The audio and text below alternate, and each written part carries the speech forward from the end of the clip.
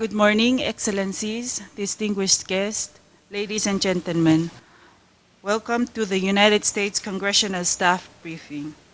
Our program this morning will begin with a welcoming of our distinguished guest by His Excellency President Johnson Toribio. After that, we'll have the briefing session. Then we'll close with a remark by Senator Kathy Gasole. After the briefing session, we'll have the photo session with all the members of the U.S. delegation, and then we'll have lunch here. We will open this program this morning with a welcoming by His Excellency President Johnson Toribio.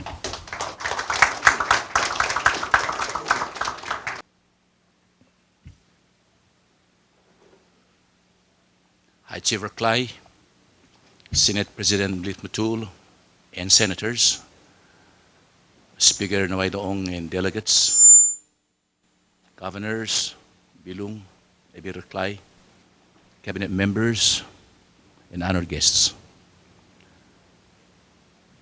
I would like at this time to extend to our visiting friends from the United States our very warm welcome.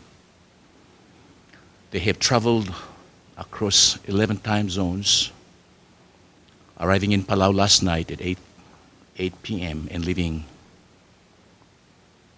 tonight.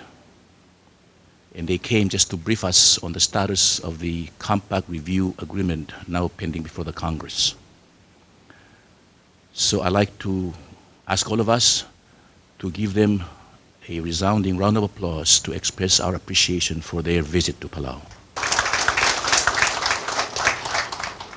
Raklay kau marubugul belau, maratar ulbira lulau, mar governors, mar ataray ka state governments, mabilung, maybe Raklay.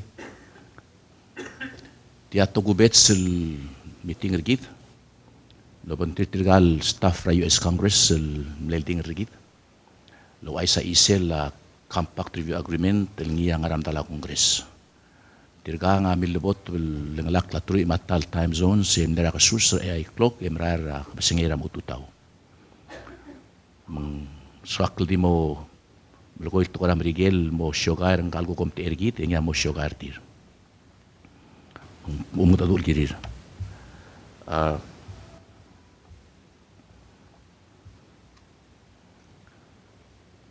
At this time I would like to introduce to all of you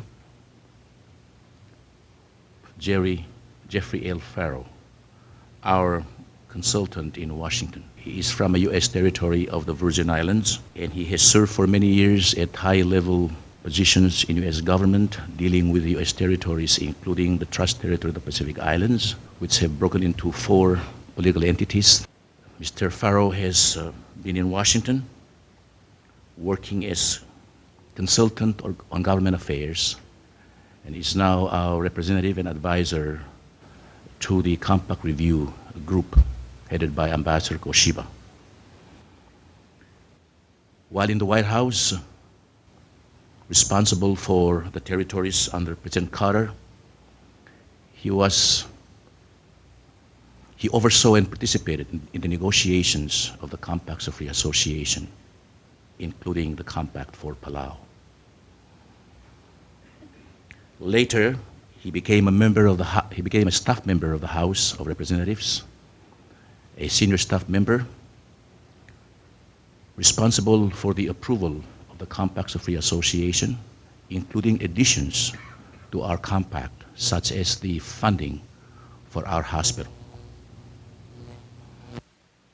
He was back in the White House under President Bill Clinton, responsible for the U.S. territories. Among other things, he became one of the advisors to Hillary Clinton during his campaign in 2008. In 2009, Ambassador Koshiba and I retained him to be our representative in the United States regarding the Compact Review Agreement. At this time, Madam Ambassador Ridro, we are honored to have you here with us. I would like to ask Mr. Farrow to introduce our visitors, our distinguished guests from the United States. Would you please do that, Mr. Farrow? And thank you for the words that you said about me. And we have a very distinguished panel of congressional staff with us. And as you mentioned, I were the U.S. House of Representatives as a staff director of the subcommittee responsible regarding the territories and the trust territory for 13 years. During that time, we took several congressional delegations to the Pacific and the Caribbean, for that matter.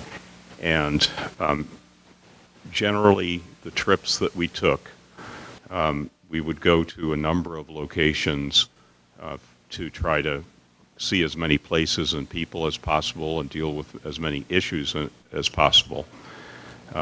This staff delegation is somewhat unique because these staff members to my left have flown from Washington directly to Palau and are basically flying directly back from Palau to Washington. They'll be here for basically a day. I think, if I'm calculating it right, they will spend close to 50 hours in the air and about 30 hours on the ground to deliver a message to the people of Palau and leaders of Palau, and to answer questions regarding the Compact Review Agreement, the basic binding document for relations between Palau and the United States through fiscal year 2024. So it's quite an extraordinary trip, and I think just the trip itself says something about their interest, and in particular the interests of the people that they work for in the U.S. Congress.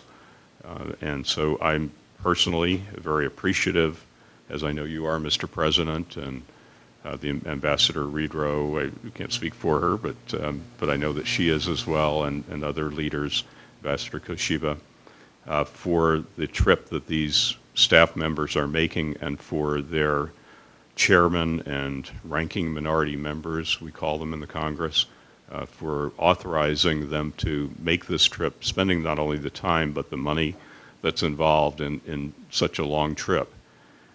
So we're honored and proud to have them. They include a number of people with whom I've worked for a long time, and I will introduce them beginning with my immediate left, and go down the table. And then I will ask them to say a little bit about their perspective on the Compact Review Agreement legislation, and whatever message that they would like to deliver.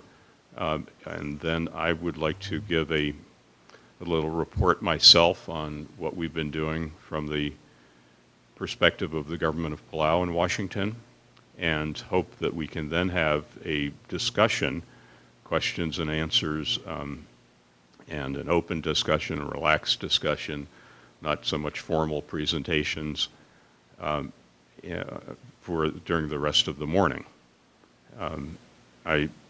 You introduced the distinguished leaders of the Palau community that are here. I'm not going to try to name everybody myself because I will miss some distinguished leaders, some of whom I've known since the compact negotiation process back in 1979 and 1980 when I became involved in it. We're honored to have the U.S. Ambassador here, Helen Reed-Rowe. The Vice President is here, the President of the Senate, the Speaker of the House, other senators, High Chief Reklai, Minister Yano, and other members of the Cabinet and executive officials. And I think most especially, from my perspective, Ambassador Joshua Koshiba, your ambassador for the Compact Review process, who served for decades in the OEK and was the president of the Senate when we were doing the original compact legislation. So let me now introduce, and for anyone I didn't mention by name, I'm very honored and pleased that you're here with us and have taken the time to learn more about what's happening with the basic agreements that defines the relationship, continuing relationship between the United States and Palau. Say that I would like to thank the visiting staff from the U.S. Congress for the courtesies extended to me every time I visit Washington. Both Al Stamen and Isaac Edwards, Brian Modest, and Bonnie Bruce. So on behalf of our people, I want to thank the staff for always being very generous and courteous whenever I visit Washington. So at this time, I'd like to take my seat and let you be the moderator of this meeting. Thank you. Another member of Congress had also tried to arrange his schedule, but he's in American Samoa, and it's not easy to get from Samoa to Palau. And that's Congressman Eni Faldeo-Mavenga, who is the ranking Democrat, ranking minority member of the Subcommittee on Asia and the Pacific. There are 3 committees of the Congress that have responsibility for the Compact Review Agreement legislation. In the Senate, there is the Committee on Energy and Natural Resources, and we have 2 members of the staff of the Energy and Natural Resources Committee here. And to my immediate left is someone I've known and worked with for several of the decades that I've mentioned, the President's mentioned. He has been to Palau many times and is a great representative of the United States Senate Committee, but a good friend of Palau and other islands associated with the United States as well. Alan Stamen is a senior professional staff member of the Committee on Energy and Natural Resources. He reports to Senator Jeff Bingaman, a Democrat of New Mexico, but Al has been on the committee staff during more than one chairmanship, and we hope that he will continue to be there. However, in hoping that in the next Congress Al will be there, I hope that we will have completed the compact review legislation and we can be working on some other legislation next year. Seated next to Al is his Republican counterpart. Isaac Edwards is the Republican counsel for the Committee on Energy and Natural Resources. He works with Senator Lisa Murkowski of Alaska issues than Senator Bingaman, but only in one way, and that is that she succeeded her father in the Senate, and her father was chairman of the Committee on Energy and Natural Resources as well. And both Senator Murkowskis have been very sensitive to Palau, have been very supportive of the legislation. The lead sponsors of the legislation to approve the Compact Review Agreement in the Senate were Senator Chairman Bingaman and Ranking Minority Member Murkowski. We have some other sponsors of the legislation in the Senate now and a number of other supporters. But from day one, these 2 senators that the 2 gentlemen on my left work for were working on getting approval of the Compact Review Agreement legislation. Bonnie Bruce is a professional member of the professional staff member of the committee and the subcommittee on Oceans, Fisheries, Wildlife, and Insular Affairs. She is the newest member of the group to dealing with compact issues, but she's extremely bright and diligent and has gotten into the subject very intensely and very cooperatively and helpfully. She works for Chairman Doc Hastings of the Committee on Natural Resources, who's from the state of Washington, and for Dr. John Fleming, who is the chairman of the subcommittee. He's from Louisiana and is someone who lived on Guam. While he was on Guam, and he's a medical doctor. While he was on Guam with the Navy, he was stationed with the Navy on Guam, and has been very open from the first to talking about this compact review legislation. Last but not least is somebody that I used to be able to tell what to do, but now he tells me what to do. I first met Brian Modest when he was on the staff of Delegate Ron DeLugo of the U.S. Virgin Islands, my home, in Congress as well. When Ron was first elected to the Congress, Brian also from the Virgin Islands, came up and joined the staff, and then became a member of the staff of the Subcommittee on Insular and International Affairs, of which I was the staff director. He joined us a little bit after we had handled the Compact Free Association legislation initially, but he has continued to serve on the staff since that time. He currently reports to the ranking minority member of the committee, Edward Markey of Massachusetts, and the ranking minority member of the subcommittee on Oceans, Fisheries, Wildlife, and Insular Affairs, Delegate Soblan, who will call us a little bit later. So welcome, Brian. He's a good friend. At this point, I would like to recognize each of our and let them say a few words. I would add that, as I mentioned, there are people here from the Senate Committee on Energy and Natural Resources and from the House Committee on Natural Resources. Those are two of the three committees that have jurisdiction over the compact review legislation.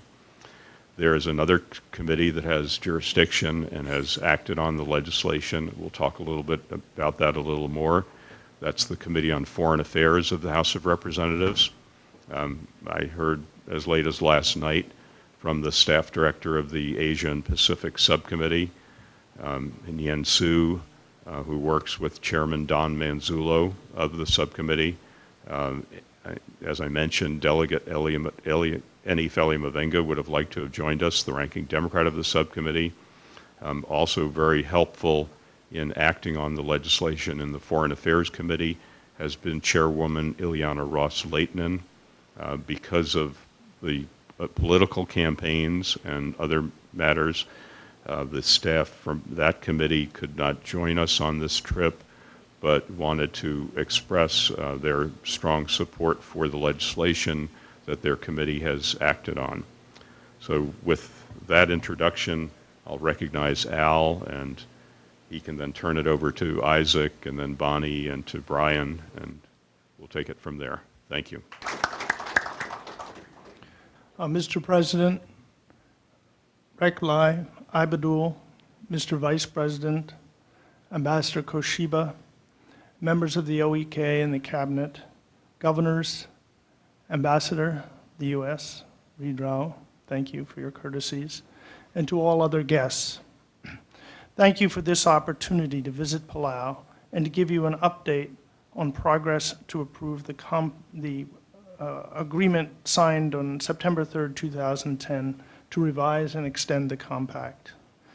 As Jeff pointed out, my name is Al Stamen. I come on behalf of the chairman of the Senate Energy Committee, Jeff Bingaman.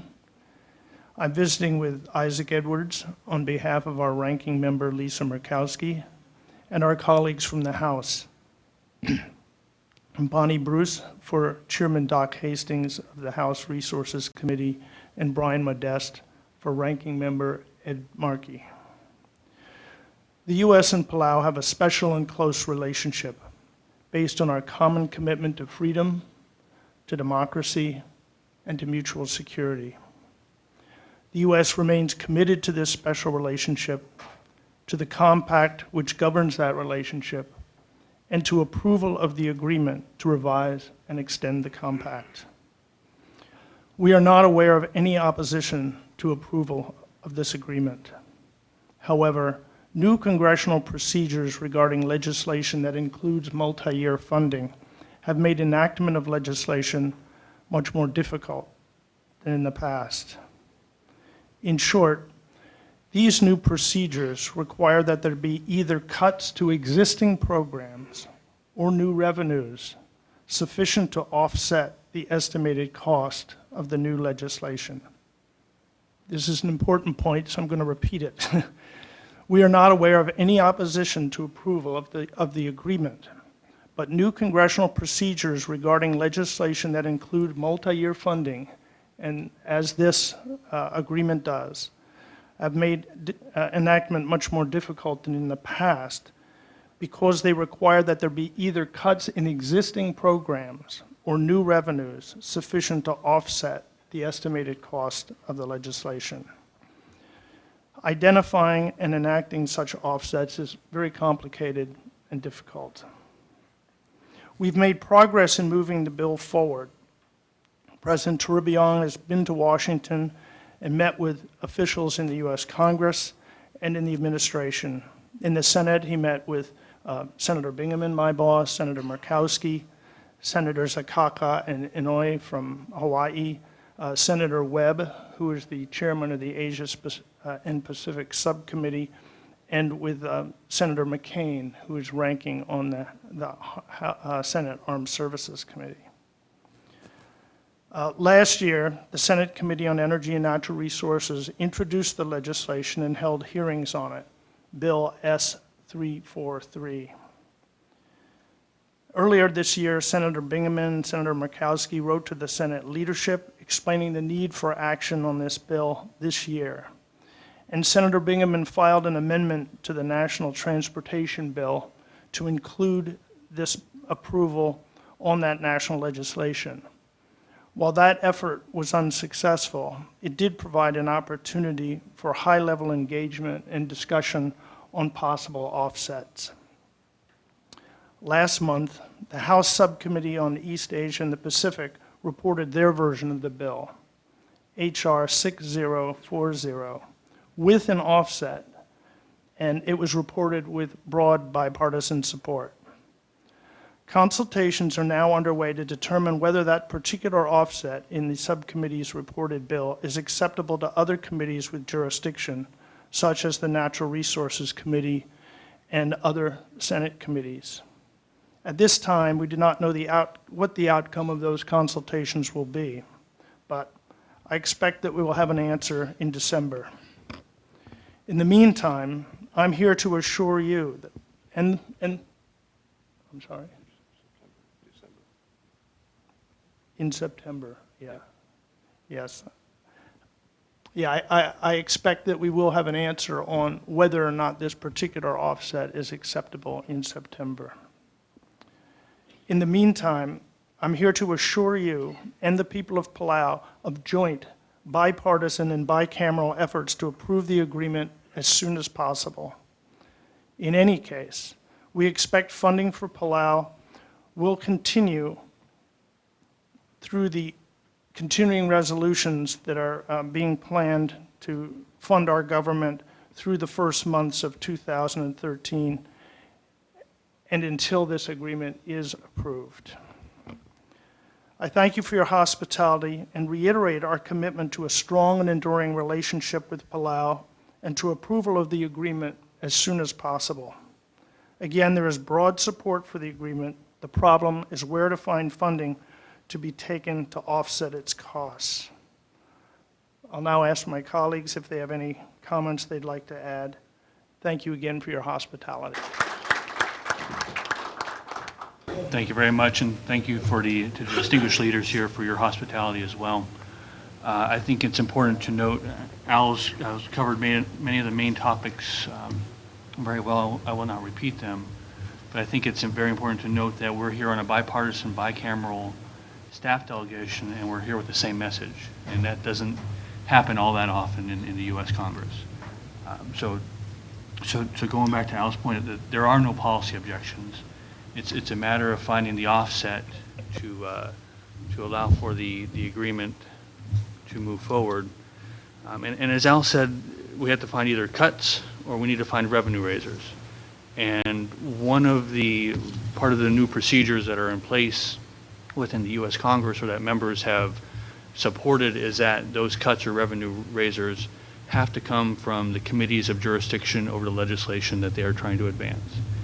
Within our committees, we don't have a lot of programs of high value to cut, and we don't have a lot of options for revenue raisers. So part of the delay has been engaging other committees to try to find programs or revenue options that they might be supportive of as well. And that is what Al alluded to in terms of what we are looking at the present term. So that is part of the reason why it has taken us to this point so far and in the delay in the process. I'll just add on, as Al said, there will be continued funding, or we fully expect there to be continued funding through the congressional budget process, even if we're not able to get this moved forward directly. My boss, Senator Murkowski, is also the ranking member on the Senate Appropriations Subcommittee on the Interior, which is where the revenue or the appropriations continues to flow through, and she's very supportive of maintaining that annual funding at the current levels as well until we get this completed. Thank you. My name is Bonnie Bruce. I work with the House Natural Resources Committee for Chairman Doc Hastings and Chairman Fleming on the subcommittee of Fisheries, Wildlife, Oceans, and Insular Affairs. I just want to say at the beginning that I'm not authorized to make press statements, so what I'll be telling you is for background, and I'd like to give you at least some history on what has been going on the House side with the two committees that have jurisdiction. As Jeff has mentioned, the House Foreign Affairs Committee has the lead jurisdiction on H.R. 6040, which is the Manzullo bill that he introduced to implement the compact that was signed in September 2010. The House Natural Resources Committee also has a referral on the bill, but we are the secondary committee. And I wanted to highlight, while I cannot speak for the Foreign Affairs Committee, I did want to highlight their leadership on this issue. I know that President Tourbillon has met with many members in the House side, and I think his efforts have been very successful. Mr. Manzullo, the subcommittee chairman for the Asia and Pacific Subcommittee, he and his staff have worked very diligently in putting together legislation that they introduced this past June, and they were successful in getting the bill marked up in subcommittee in July. And they do, as Al and others have stated, have a potential offset that is being reviewed and hopefully will help the bill get moving through committee. And the chairwoman of the committee, Ross Leighton, has been very forceful in working with other members and committing to getting the bill to the House floor as soon as possible. So I think the efforts have been successful, and there is a lot of commitment to keeping the legislation moving in the House. And if we can get people agreeable to the offset to deal with the requirements in the House and as in the Senate to get a mandatory spending offset for mandatory spending bills, I think we've made good progress.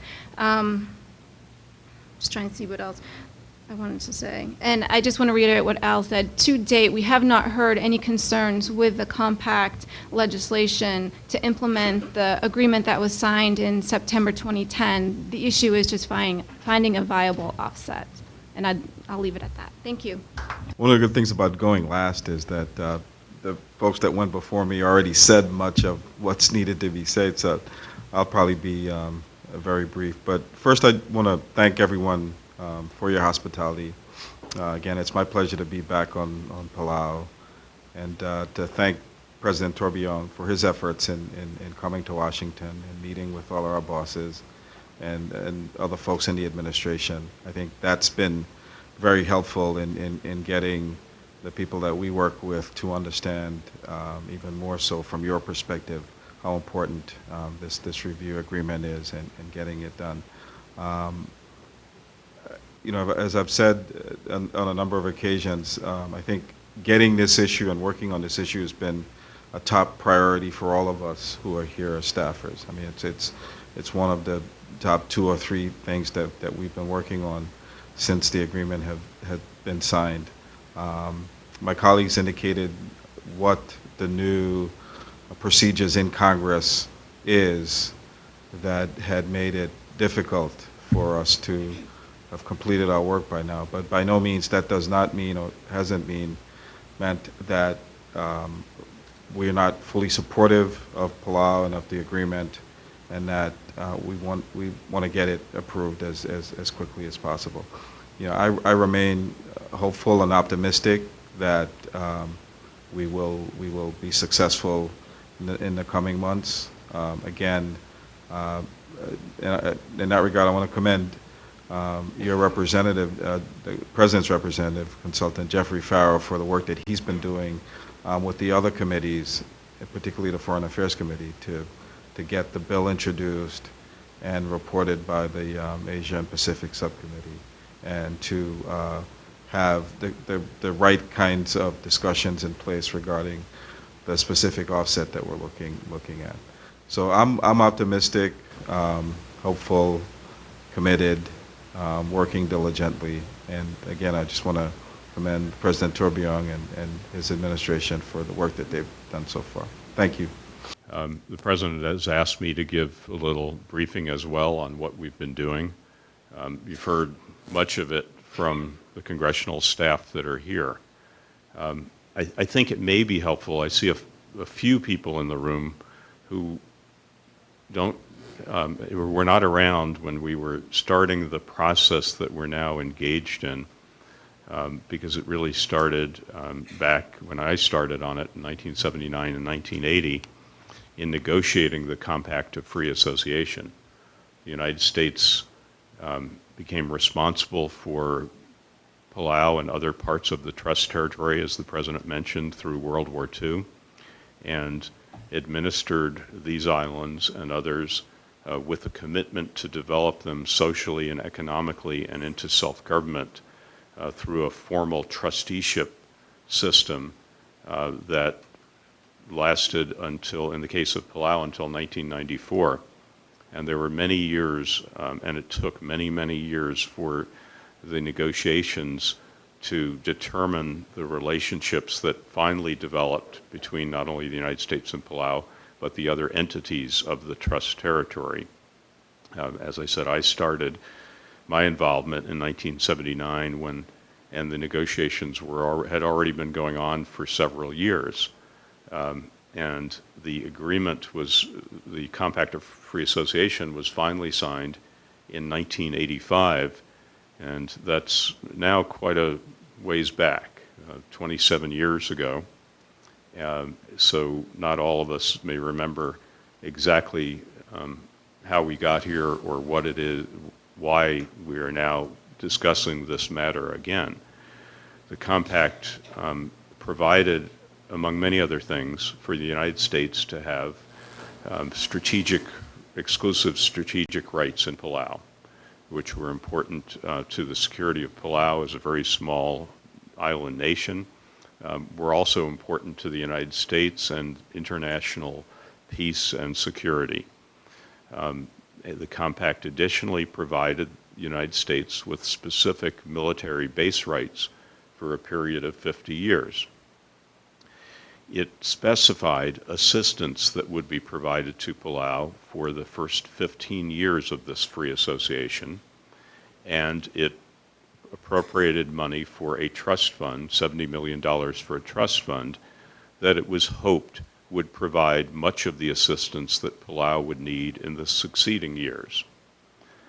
It was clear to us who were working on the legislation in the late 1980s that the contribution to the trust fund might not be fully sufficient, and the Compact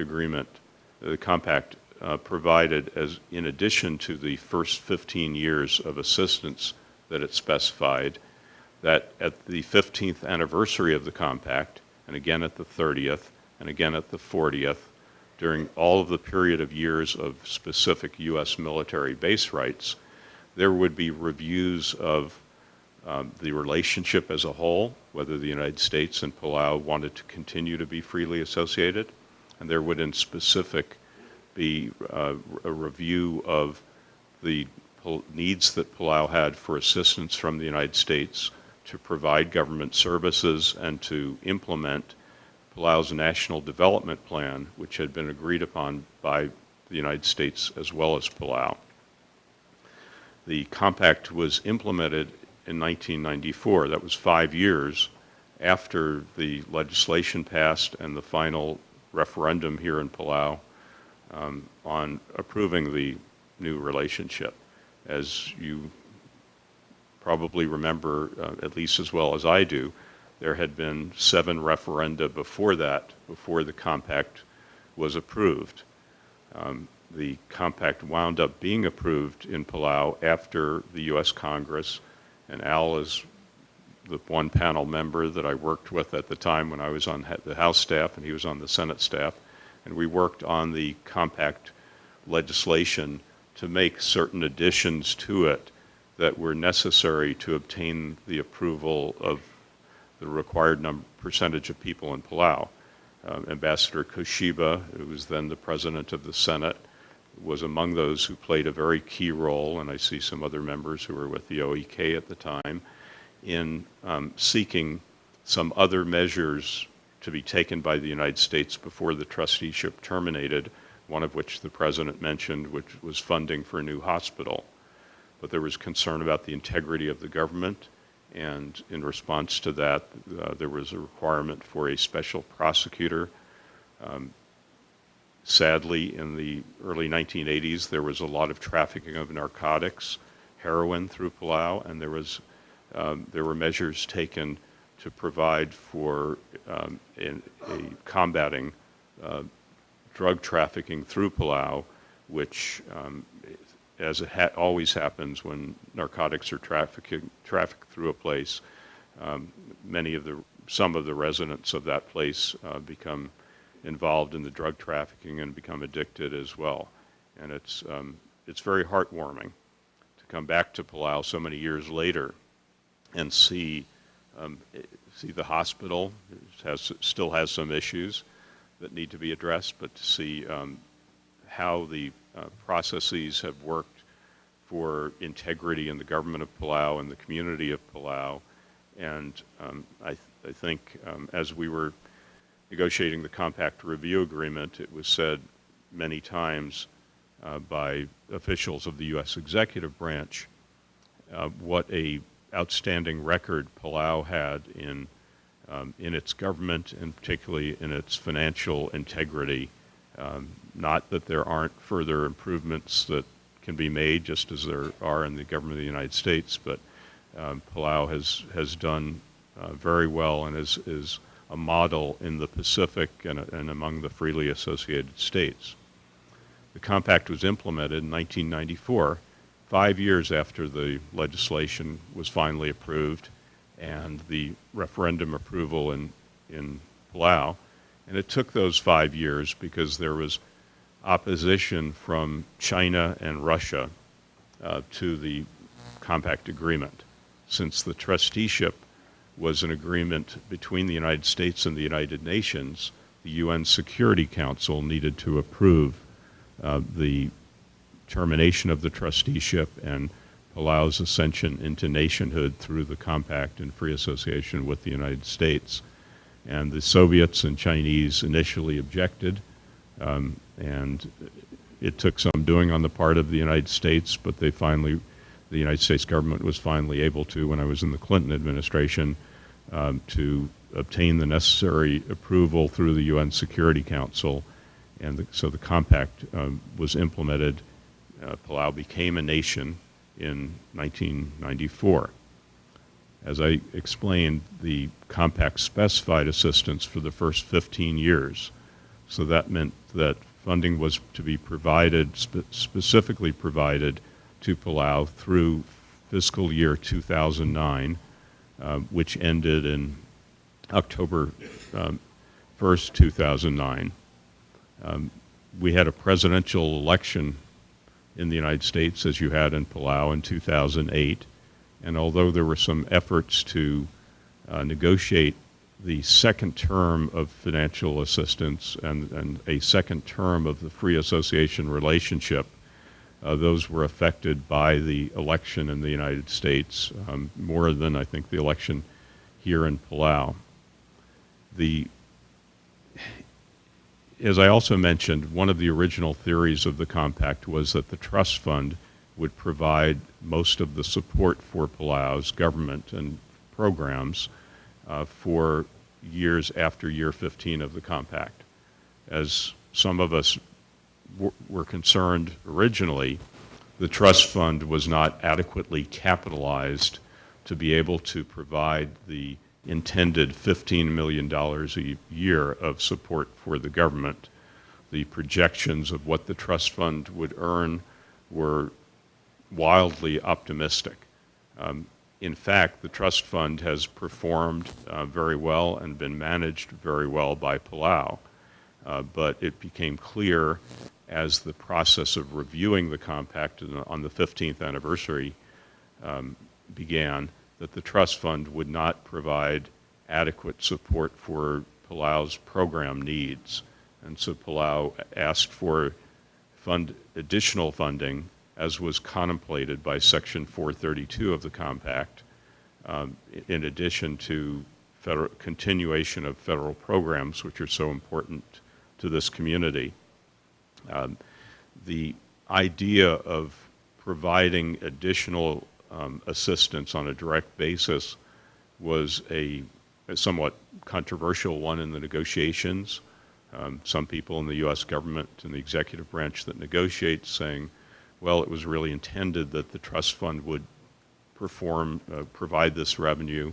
Again, there was a general conclusion that that money was not, that had capitalized the trust, had not been adequate to provide the intended $15 million a year between years 16 and 50 of the compact.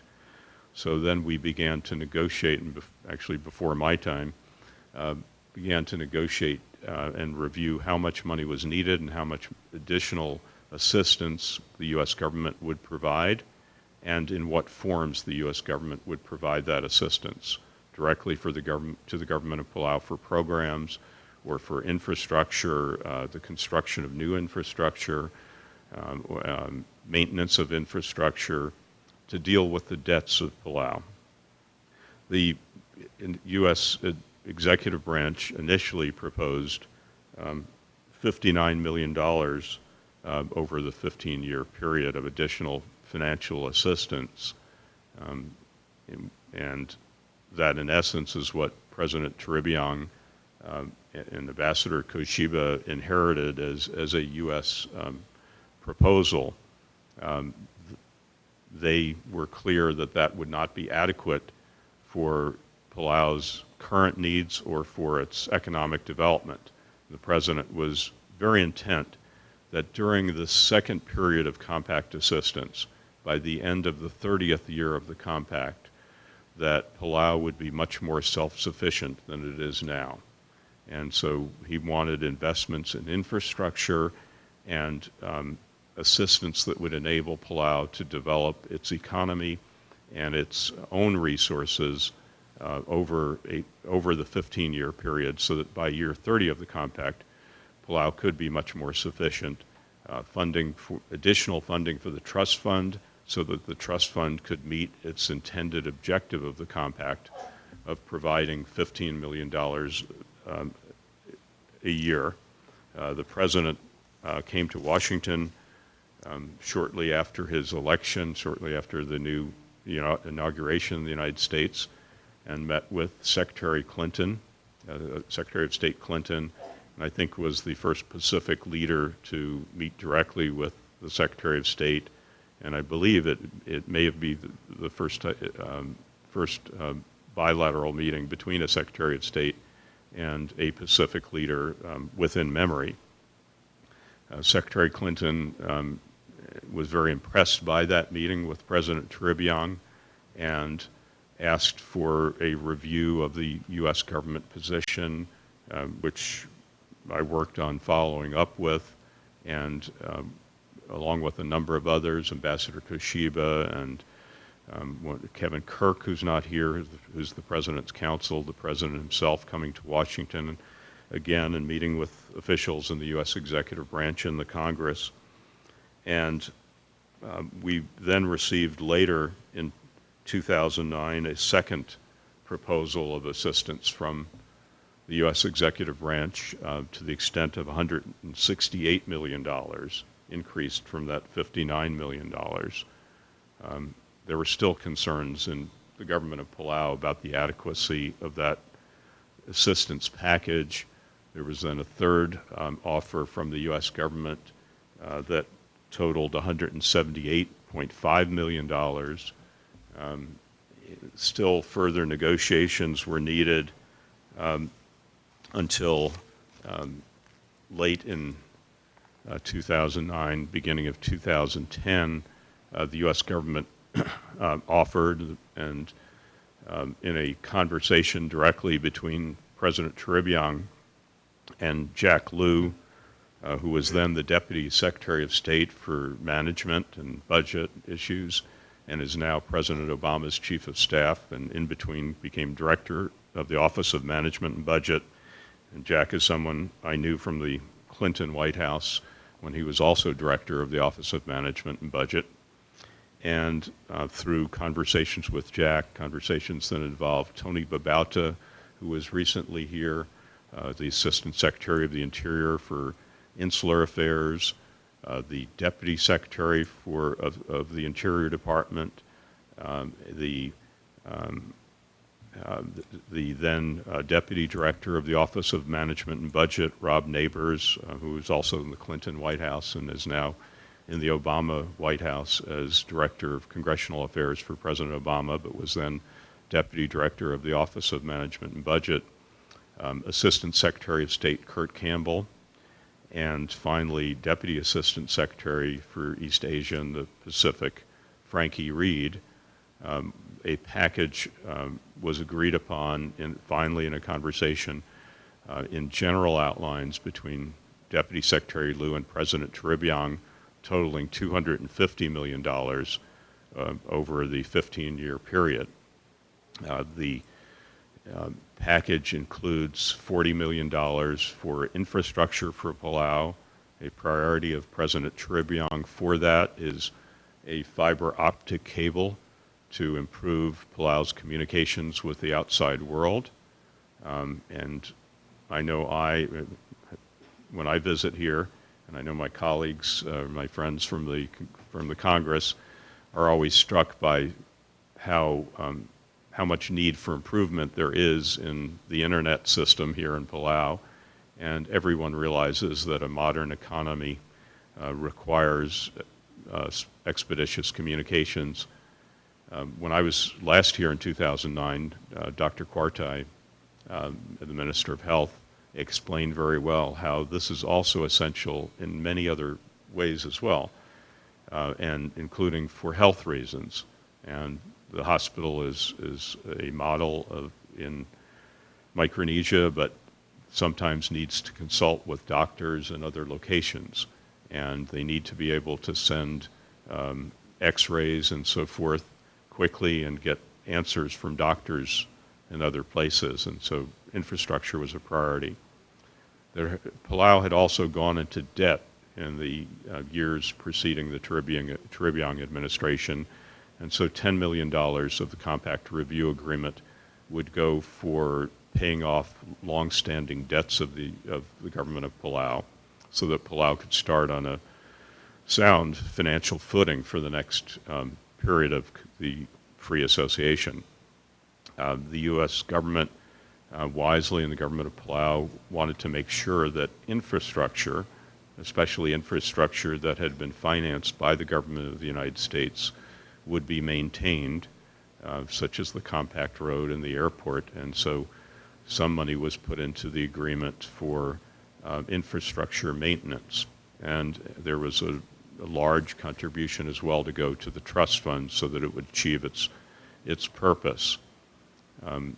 About almost exactly 2 years ago today, about 2 or 3 weeks shy of that, Assistant Secretary of State Campbell, who recently visited Palau and reiterated something I know that Ambassador Reed Rowe does, and our congressional staff have, how interested the executive branch of the U.S. government is in maintaining free association with Palau and the relationship. And 2 years ago, I got a call from Assistant Secretary Campbell on his way to Vanuatu. President Tribiong was going to Vanuatu as well for a meeting of Pacific leaders, and Secretary Campbell urged that while there, the President signed the Compact Review Agreement. I explained that while we had agreement on the outlines of the package, there needed to be some details worked out. For example, how much money Palau would spend on matching U.S. contributions for infrastructure maintenance. And so Assistant Secretary Campbell asked Deputy Assistant Secretary Frankie Reed to meet quickly with Palau's delegation. We held a meeting in Honolulu almost exactly 2 years ago, at which over the course of a couple of days, the final details of the Compact Review Agreement were worked out, and President Tribiong and Secretary Reed signed the Compact Review Agreement on September 3rd, 2010. Right before that, I had gotten a message from Secretary Clinton, for whom I had previously worked, and she urged me to urge the President to sign the agreement while we were in Honolulu, because she thought it was important that we get expeditious approval from the U.S. Congress, hopefully in the year 2010. Unfortunately, while the President signed the agreement at that point, that was not possible because of issues that had to be worked out between the three branches of the executive branch of the U.S. government that are responsible for the free association relationship. The Department of State handles the government-to-government relationship between Palau and the United States and speaks for the United States as a whole in working with Palau as a sovereign nation. The Department of the Interior, as I think it was Isaac who mentioned, is the agency that provides financial assistance under the compact. And then the Department of Defense has a great interest because of Palau's strategic importance. And sometimes this happens in governments. It takes a little while to get agencies together in drafting the final legislation that was needed to approve the agreement. When the agreement was finally submitted to the Congress in January of 2011, we had a new majority in the House of Representatives that Bonnie represents, and Chairman Manzullo on this Foreign Affairs Subcommittee represents, and Chairwoman Ross-Lehtinen. And that majority adopted new rules on cost offsets that are actually even more stringent than the rules that Al mentioned with respect to the Senate that have continued. And one of the first questions that came up on the review agreement legislation was not about the agreement itself, but was about how to pay for it. Where would the U.S. government cut other spending in particular, or would it raise other revenue to pay for the costs of the agreement?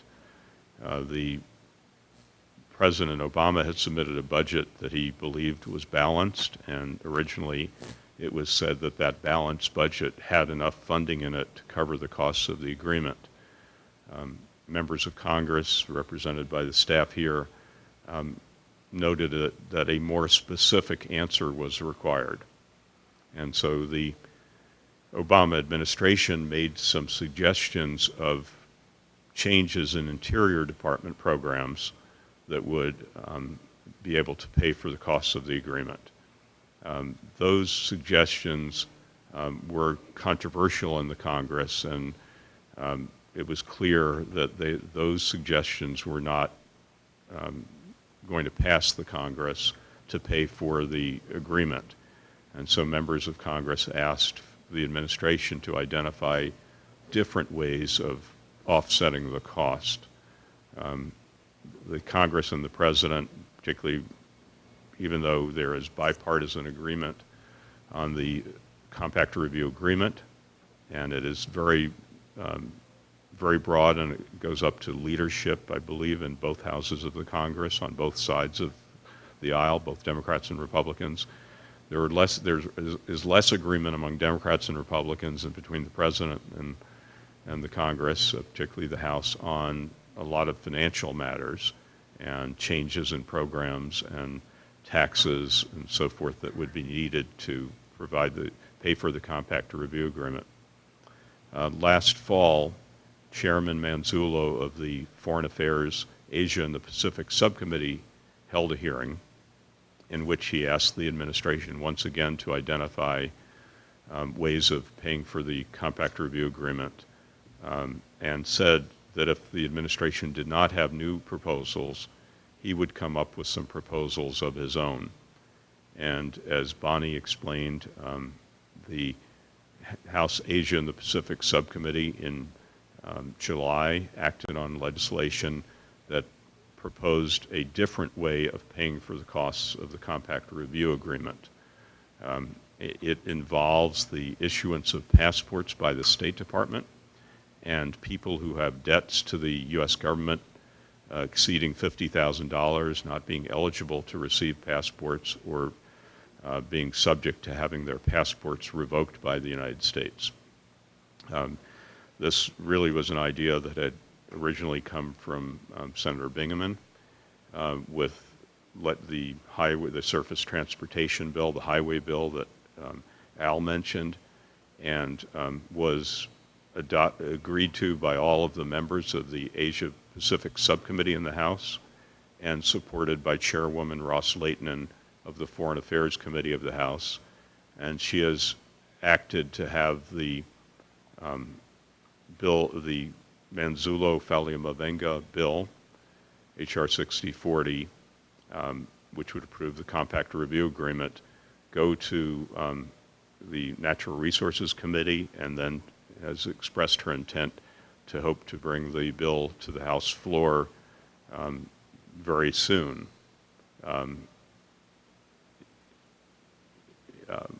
We have, on my part, and I have a colleague who works with me in Washington, or a couple of colleagues, but one in particular. His name is Jerry Weller. Jerry was a member of the Congress of the United States from 1994 until 2009. He is I am a Democrat, he's a Republican. He was a member of the Foreign Affairs Committee in the House and a member of the Ways and Means Committee in the House. And we have been working with the congressional staff here and also with staff of the House leadership, Speaker John Boehner and Majority Leader Eric Cantor, to have the bill acted on by the full House as soon as possible when it is approved, hopefully, by the Committee on Natural Resources that Bonnie and Brian work for. We were in touch as late as last night here in Palau. I was emailing with the foreign policy advisor for Majority Leader Cantor. Their hope is to work out the offset issue. They are, as has been explained, looking at the proposal that was made by Congressman Manzullo on the passport denial provision and trying to make sure that there is agreement on that provision. They're also, if that, however, does not ultimately succeed as a way of paying for the agreement, they and the committees, I think, are dedicated to continuing to try to find an offset to enable the legislation to be approved this year. And there are a limited number of days left in this Congress. We know that there are 12 days of meetings of the House and the Senate scheduled between now and the election, beginning on September 10th and going through October 4th. It is widely expected that after the election there will be what is called a lame duck session of the Congress. Lame duck because there will be some members who will have been defeated or some members who had not sought re-election who will still be members of the Congress through January 3rd. There have been the disagreements between the administration and the Congress, between Democrats and Republicans, whether they're partisan or just branch to branch, have been the hallmark of this Congress. Very little legislation has passed this Congress, with the exception of legislation to continue programs as they are. So, for example, Al mentioned and the others mentioned that a continuing resolution would provide funding for Palau going into next year. So the President and leaders of the Congress on a bipartisan basis have agreed on legislation to continue funding at the current basis from the beginning of the new fiscal year, October 1st, for a period of 6 months, I believe, recognizing that the parties won't be able to agree on a specific bills before the election. But there are many expiring provisions of law that expire at the end of this year, that in particular income tax cuts, tax provisions for business, that Congress really needs to act on before the end of the year. And there is also a great concern in the Congress about the large deficit that the United States government faces. There was an agreement a year ago to provide a process for dealing with that deficit. It set up what was called a super committee of members of the House and the Senate to try to reach agreement on reducing the federal budget by $1.2 trillion over the next 10 years.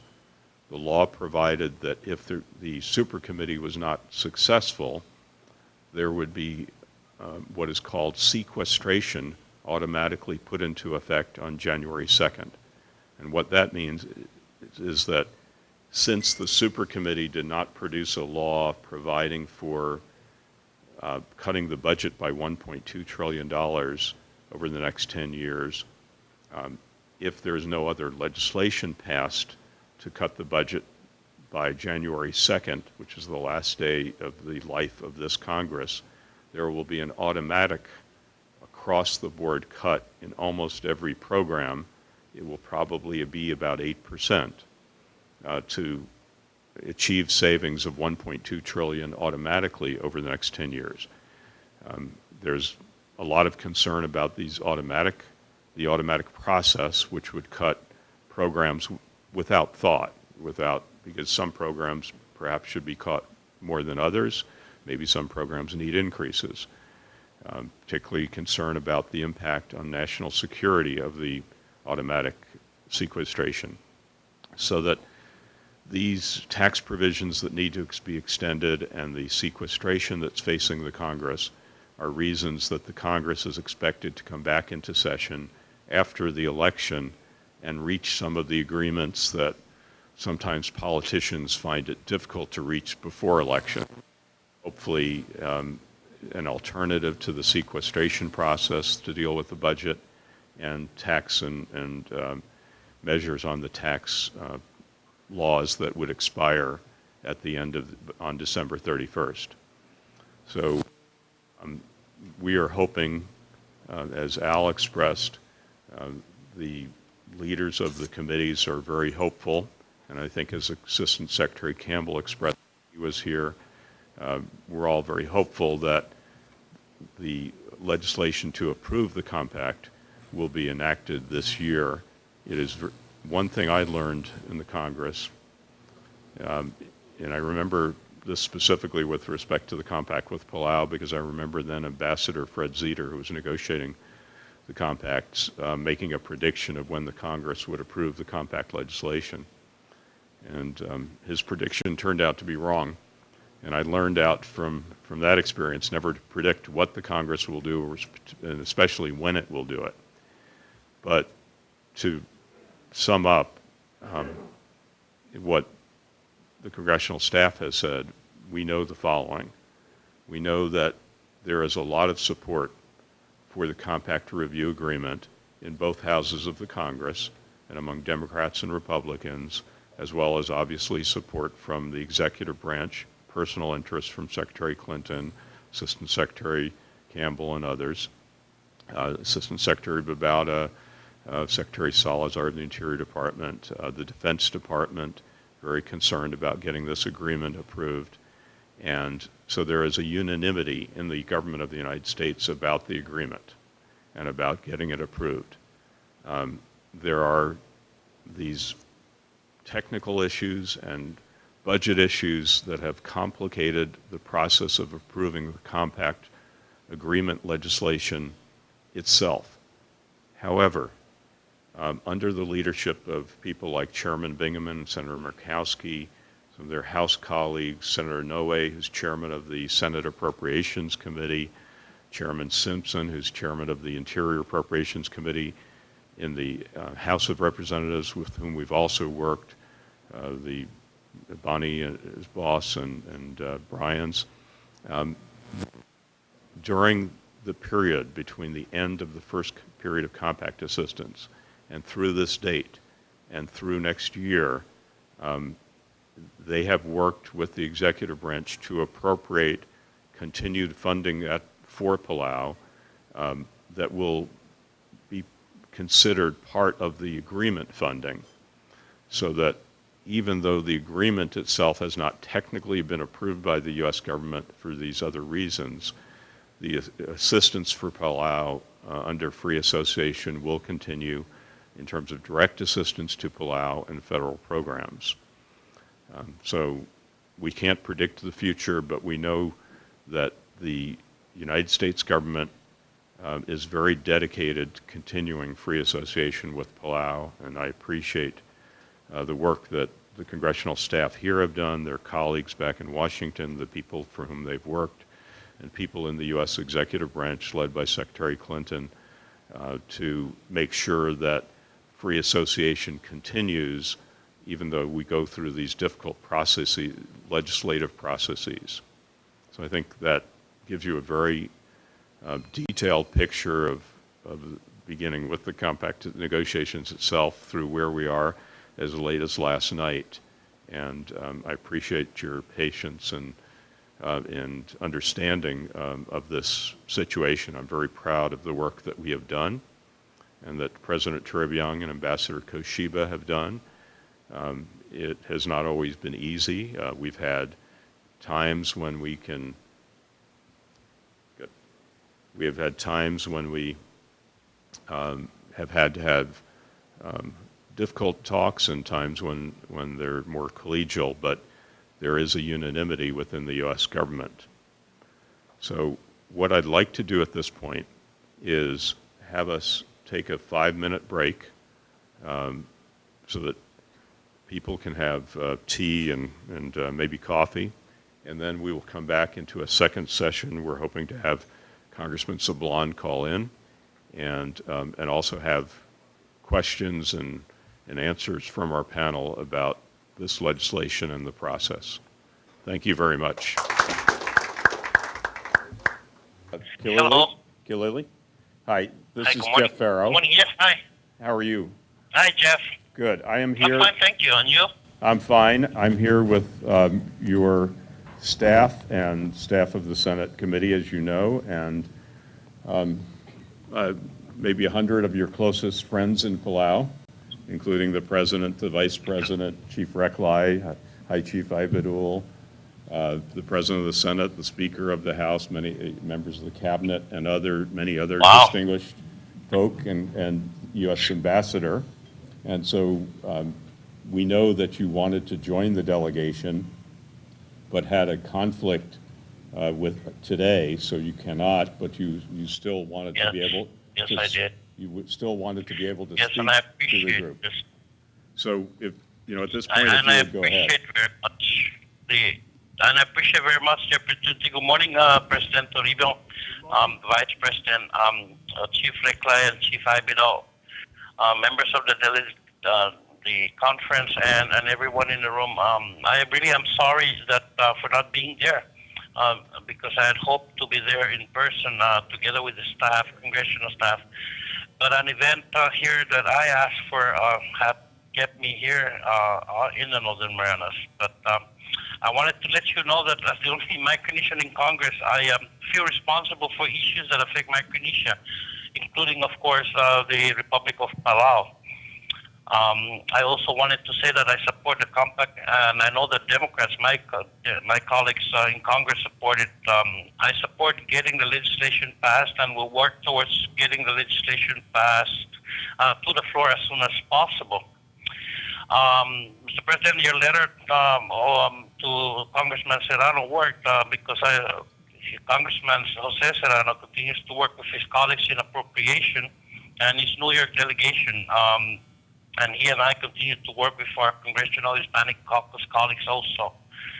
Congressman Fariman Vega and Mr. Bordalio and I continue to work with our CAPEC colleagues also, and others that are our friends. I have not met any Democratic member who's opposed to the legislation. Everyone we've spoken to is in support of the legislation that will provide the compact funds. I want to thank Alan and Isaac, Bonnie and Brian for taking the time to come to Palau, and I appreciate it very much. and I'm sure they'll be able to answer, give you more details. But I would like to give you my personal assurance that in Congress we understand and value the special and close relationship between our two countries. And we will continue to work on this and get this legislation to the floor as soon as possible. Thank you, Hello? thank you, Congressman. President Tribbiang would like to speak with you. Congressman Sablan, on behalf of the Palawan people, we'd like to say thank you so much for helping Palau. We hope someday you can come and visit us in Mr. Palau. President. Yes, I look forward to that, Mr. President. Again, we apologize for the special rules that gets the offset and all those things, but I think we're getting there, and we will continue to get this thing moving. We need to try and get it to the floor as soon as possible, and get this so that the compact funds will be available for several years to come. Thank you so much for taking time from your schedule to join us here in Palau.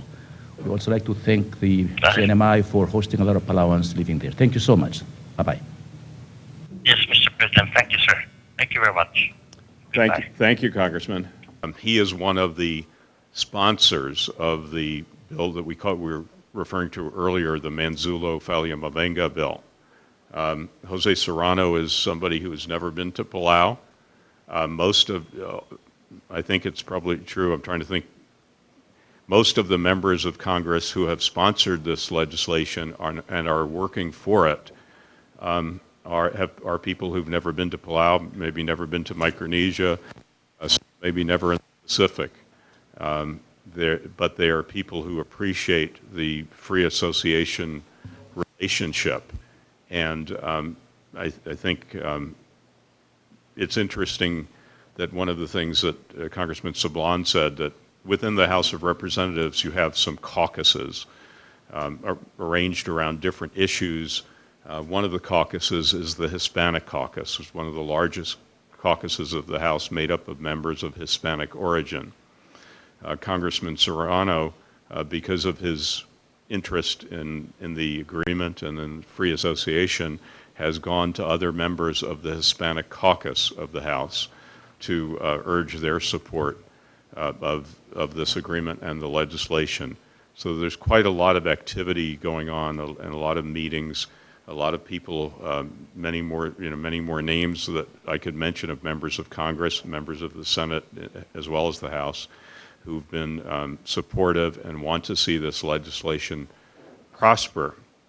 And I'm going to begin our question and answer session or discussion period by talking about something that a couple of people mentioned to me during the break, and which is why the United States is so interested in continuing free association with Palau. And there are many answers, and I'm not going to make it as long an answer as talking about the entire background of the relationship. But part of this goes back to that background and the first engagement of the United States with Palau in the Battle of Peleliu in 1944, the bloodiest battle for the United States in the Pacific, and very bloody for the Japanese as well. And there was, as I think President Tribbiang has said to members of Congress, and he's more eloquent than I am, that formed a bond of blood between the United States and Palau that Americans still appreciate and recognize and honor. And for example, when Secretary Campbell was here recently, he went to Peleliu and placed a wreath at the memorial for the fallen American soldiers, Marines in Peleliu. And the United States, as I mentioned, as you know, administered Palau, was responsible for Palau's development and government for 50 years afterwards, and formed bonds on the American side as well as I think on the Palauan side that are very deep between our peoples. And the free association is a good way to describe not only the political relationship, but the social relationship between the United States, Americans, and Palau and Palauans. we are part of an extended political family. It's a relatively unique type of political relationship in the world. Palau is no longer a territory governed by others, it's self-governing, but has voluntarily, and the United States as well, has voluntarily decided to continue their relationship and their close working relationship to collaborate on issues involving not only military security, but addressing issues of drug trafficking and other smuggling, many other areas of cooperation. President Turibyang in particular has been a leader among Pacific Island leaders that the United States has looked to advance peace and prosperity in the Pacific region. Palau also has played a very important role in the United Nations, particularly during the past 3 or 4 years. Palau votes in the United Nations along with the United States more than any other single member of the United Nations General Assembly. This is not because it has to do so. This is because of the decisions that President Turibyang and Minister Yano, Ambassador Stuart Beck, your ambassador in New York, have made based on their convictions, which mirror the views of the United States on important issues. Among those issues are issues involving the Middle East, which is a major area of focus for the world in terms of peace and security, and in which there are, everyone knows, a lot of tensions and disagreements. And the United States and Palau and Israel have very close relations and work together on the Middle East issues, in which there is often great debate in the United Nations. And Palau's vote with the United States on Middle East issues has been very important. As I talk to members of Congress about the agreement, that's something that they're particularly appreciative of. In 2009, 2010, and 2011, according to reports of the State Department, I've got the summary of one here. Palau votes with the United States more than any other nation on these difficult issues, and that's very important to the United States and other places like Israel. It's also a reason that other countries have interests in Palau, and Palau is appreciated because it's chosen to remain in steadfast partnership with the United States. And so the Arab League has offered money to Palau if it will change its vote at the UN on Middle East issues. Palau has chosen to remain aligned with the United States and Israel and true to its convictions about peace in the Middle East, and not taken up that offer. The United States has a complex and relationship with China, which is the major emerging global power, and it was China that a couple of members of the audience brought up with me and wondered if they should talk about during this meeting. And China certainly is expanding its influence in the region, and that can be positive, and that in area creates concern among some people.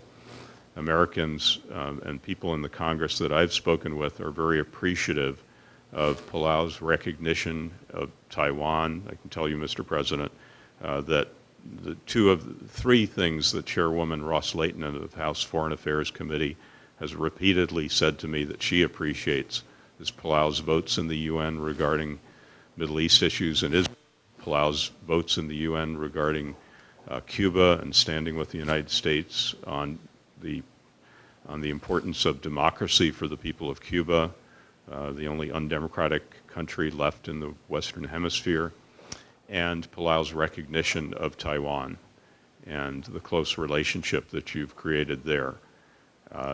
The expansion of China, as I said, has created concerns as well as opportunities. And the United States officials that I've spoken with are very appreciative of Palau's role, which is unique and really essential in the Western Pacific, where Palau, with the Federated States of Micronesia and with Guam and the Northern Mariana Islands, forms a line of democracy, and that's important for the security in this region. So that's been very important to a number of members of Congress as well. So there are a number of reasons that the United States wants to continue this relationship as well as Palau does. And that's the reason that you've seen so much support for this agreement. And again, the issues with the legislation on approving the agreement are technical and really unrelated to what the United States government feels about Palau. So with that, I wonder if there are questions that people have or that they would like to ask, and now is the time to do that.